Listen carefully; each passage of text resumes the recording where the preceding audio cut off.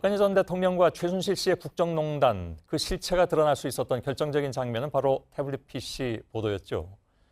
기억하시겠습니다만 지난 2016년 10월 24일 저희 JTBC는 국정농단의 전모를 밝힐 스모킹건이 됐던 최 씨의 태블릿 PC를 입수해서 연속으로 보도해드린 바 있습니다. 그러나 미디어워치 대표 고문 변희재 씨 등은 태블릿이 조작됐다는 주장을 지속적으로 펴왔고 심지어 가짜 주장을 한 혐의로 재판에 넘겨진 뒤에도 이를 멈추지 않았습니다. 그 사이에 태블릿 PC 조작서를 포함한 가짜 뉴스들은 소셜미디어 등을 타고 번졌고 사회 갈등을 지속적으로 부추겼습니다. 오늘 법원은 변 씨에게 사회 불신과 혼란을 키웠다면서 그 책임을 물어서 실형을 선고했습니다. 먼저 김선미 기자의 보도입니다. 서울중앙지법 박주영 판사는 오늘 JTBC의 최순실 씨 태블릿 PC 보도가 조작됐다고 주장한 변희재 씨에게 명예훼손 혐의로 징역 2년의 실형을 선고했습니다. 함께 기소된 미디어워치 대표 황의원 씨는 징역 1년을 선고하고 법정 구속했습니다. 또 미디어워치에서 허위 보도를 이어간 기자 2명에겐 각각 징역 6월에 집행유예 2년과 벌금 500만 원을 선고했습니다. 법원은 이들이 자신의 주장이 가짜라는 걸 알면서도 추측만으로 조작서를 퍼뜨렸다고 판단했습니다. 재판부는 검찰 수사와 국정감사 등에서 태블릿 PC와 관련한 여러 자료와 진술이 공개됐는데 변 씨 등이 합리적 검증 없이 조작 날조라고 주장한 것은 확정적 또는 미필적으로 허위임을 인식한 것이라고 설명했습니다. 특히 이들이 재판 중에도 미디어워치 기사 등을 통해 조작서를 계속 주장한 것 등도 문제라고 지적했습니다. 법원은 재판 도중에도 사회 불신과 혼란을 확대시켰다며 이로 인한 피해는 온전히 사회 전체 몫으로 돌아갔다고 지적했습니다. 그러면서 법원은 합법적인 집회를 빙자해 JTBC 기자들에게 물리적인 공격을 감행하거나 선동한 사정도 형량을 선고하는 데 고려했다고 밝혔습니다. JTBC 김선미입니다. 변희재 씨의 모든 주장을 허위로 본 재판부는 이른바 인터넷 매체와 관련한 주목할 만한 입장도 내놓았습니다. 신속한 전파력을 가진 인터넷 매체는 보도에 더욱 공정성을 기해야 한다고 밝혔습니다. 재판부는 그럼에도 변 씨가 공적인 책임을 외면한 채 최소한의 사실관계조차 확인하지 않았다고 지적했습니다. 이번 판결은 갈수록 심각해지는 가짜뉴스 논란에도 영향을 크게 미칠 것으로 보입니다. 강현석 기자의 보도입니다. 변희재 씨는 주로 자신이 소속된 미디어워치를 통해 의혹을 제기해왔습니다. 태블릿 PC 조작설은 변 씨가 구속된 뒤에도 계속 미디어워치의 동영상을 통해 퍼져나갔습니다. 지금도 포털에서 태블릿 PC 조작을 검색하면 터무니없는 가짜뉴스들이 숱하게 올라와 있습니다. 변 씨의 주장을 허위로 본 재판부는 이런 인터넷 매체의 파급력에 주목했습니다. 신속한 전파력 탓에 독자들이 확인 없이 진실로 받아들이려는 경향이 있다는 겁니다. 그러면서 막연한 추측에서 나온 변 씨의 주장은 공공의 이익을 위한 것으로 볼 수 없다고 봤습니다. 그런데도 변 씨 등이 자신에게 부여된 공적 책임을 외면했다는 겁니다. 반면 JTBC는 의혹 제기에 해명 방송을 하는 등 성실하게 대응했지만 이런 노력조차 추가 범행의 대상이 됐다고 지적했습니다. 이번 판결을 두고 비교적 설립이 쉬운 인터넷 언론사를 통해 보도의 형식을 빌어 가짜뉴스를 무차별 생산하는 일부 관행에 경종을 울렸다는 평가도 나옵니다. JTBC 강현석입니다. 오늘 재판부는 변희재 씨 등이 제기한 주장에 대해서 합리적 의심의 여지가 없을 정도로 충분히 입증된 허위라고 규정했습니다. 지난 2년 동안 저희 뉴스룸이 보도한 태블릿 PC의 입수 경위와 내용 등에 대해서 명백한 사실이라고 인정한 것이기도 합니다. 물론 오늘 법원의 판단 이전에도 검찰 수사와 국과수 감정 또 박근혜 전 대통령 재판에서도 이런 사실이 하나하나 인정되어 온 바 있습니다. 그러나 변희재 씨는 여전히 허위 주장을 버리지 못했고 결국 오늘 법원에서 실형을 선고받기에 이르렀습니다. 재판부 판단을 좀 더 구체적으로 살펴보도록 하겠습니다. 이가혁 기자가 나와 있습니다. 네. 오늘의 법원의 판단은 크게 3가지로 나뉘고 있습니다. 네. 먼저 입수 경위에 대해서 문제가 없다 이렇게 결론 내린 거죠?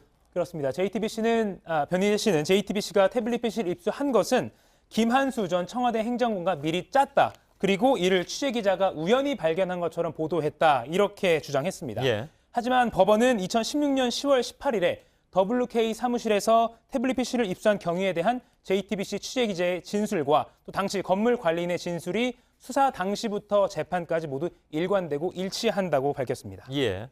사실 뭐 이것뿐만 아니라 너무나 많은 가지수도 셀 수 없을 정도의 가짜뉴스가 돌고 있는데 법원이 진술뿐이 아니라 구체적인 물증 등도 이제 확인을 한 거죠. 그렇습니다. 태블릿 PC를 입수할 당시에 취재 기자와 팀장의 메신저 대화, 그리고 당시 태블릿 PC의 전원을 켜보기 위해서 취재 기자가 근처에서 충전기를 구입한 영수증, 이런 것들, 그리고 또 저희 취재 기자의 진술과 이런 증거들이 다 맞아떨어진다고 판단했습니다. 예. 반대로 변희재 씨 측은 태블릿 PC 입수 경위와 관련한 자신들의 주장을 뒷받칠 만한 근거 자료를 제대로 제출한 바 없다고 재판부는 밝혔습니다. 예. 재판부가 두 번째로 밝힌 것이 바로 이제 태블릿 PC 안에 있는 내용들을 JTBC가 조작하지 않았다.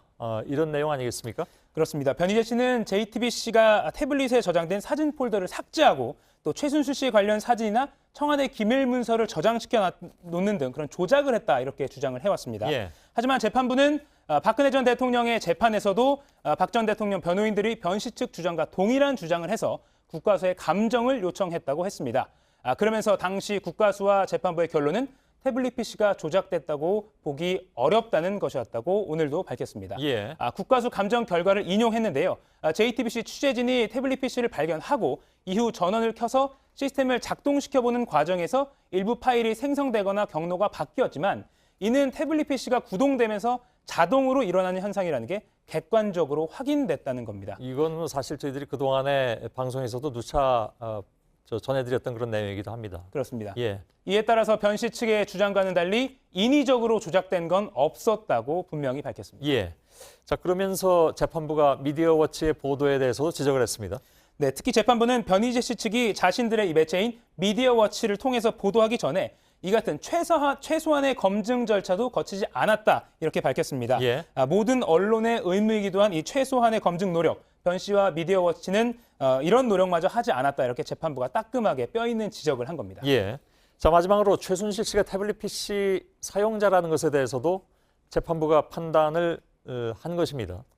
맞습니다. 태블릿 PC의 실사용자가 최순실 씨다. 이것은 사실 앞서 언급한 박 전 대통령의 형사 재판에서도 이미 확인된 사안입니다. 그리고 예. 이것 말고도 뭐 여러 가지 사안에서 확인이 다 된 상황인데요. 오늘 재판부도 마찬가지입니다. 실제 연설문 작성에서 최순실 씨의 도움을 받았다, 이렇게 인정한 박 전 대통령의 대국민 사과가 있었고, 검찰도 최 씨가 사용한 것이라고 판단을 했고, 또 태블릿 PC의 위치 정보가 실제 당시 최순실 씨의 이동 경로와 일치한 이 정보까지 모두 확인이 됐고, 또 최순실 씨가 업무를 지시하는 카카오톡 메시지를 바로 이 태블릿 PC를 통해서 보냈다, 이런 점 등을 근거로 해서 변 씨 측이 태블릿 PC가 최 씨 것이 아니라고 주장할 수 없다고 판단했습니다. 예. 그러면서 재판부는 변 씨 등이 적시한 사실이 허위 사실에 해당한다는 점에는 합리적 의심의 여지가 없을 정도로 충분히 입증됐다면서 유죄를 선고했습니다. 예, 알겠습니다. 이가혁 기자였습니다.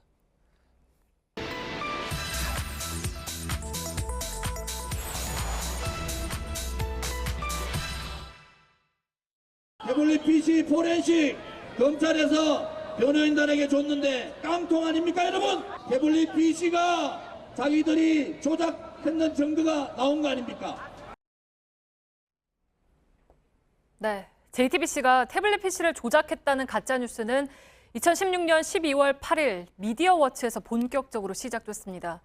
그 뒤 2년 동안 인터넷 기사와 유튜브, 태극기 집회, 정치권으로까지 돌고 돌면서 확대 재생산됐습니다. 피해 당사자인 저희 JTBC는 법적 판단을 기다리면서 보도를 통한 대응은 자제해왔습니다. 하지만 오늘 1심 판결이 나온 만큼 지난 2년을 정리하는 팩트체크가 필요하다고 판단했습니다.